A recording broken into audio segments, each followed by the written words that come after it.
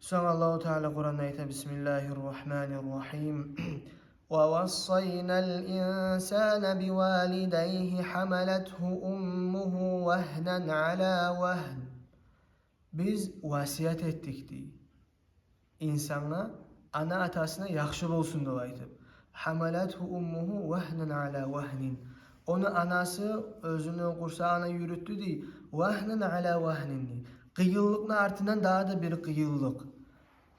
Katın işi aylıp olmaklığı uje oğar kıyıllık. Karkarasına zarar ete neçe türlü adamlar türlü kuyda bola. Son vahnen ala vahnin onun üstüne daha da kıyıllık. Yaş tapkançağı alda kıynalağanı. Son daha da yaş tabağın vaktide kıynalağanı. Şu bar kıyılların Allahu Teala eskeri ana ata yakşı boğuz digenden son biz anlaygan kuyda biz sayalı ana atamız ne etkenini.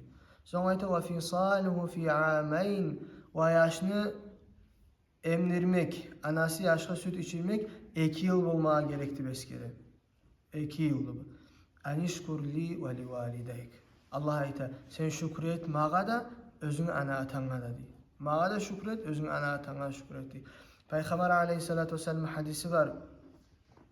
Kim insanlara şükretmese şu adam Allah'a da şükretmeyenliğin boladı.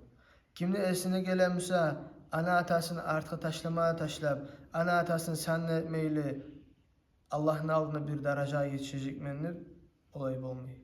Sen ana atana şükür etmeyi durup Allah'a şükür etip de bulmaysan. Allahu Teala bize kömek etsin, ana atamızın haklarını bilmeye, ana atamızga savunmusa, teyişli kuyda, razilin alan kuyda olarma yaşav etmeye, eğer dünyadan getkenmese, şolar sayalı sadakalar etip, şolar sayalı dualar etip, şolar sayalı Allahu Teala'ga yalvarıp, şolara payda bolan kuyda ötkürme Allah bizi nasip etsin ya Allah. Ana atadı baytanazat bir cevhardır, alimler ayta.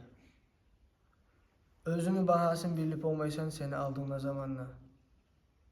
Olan bahasını bile seni olarsız kalganla.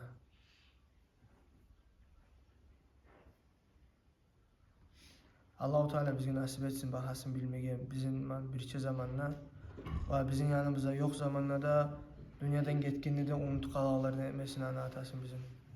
Amin.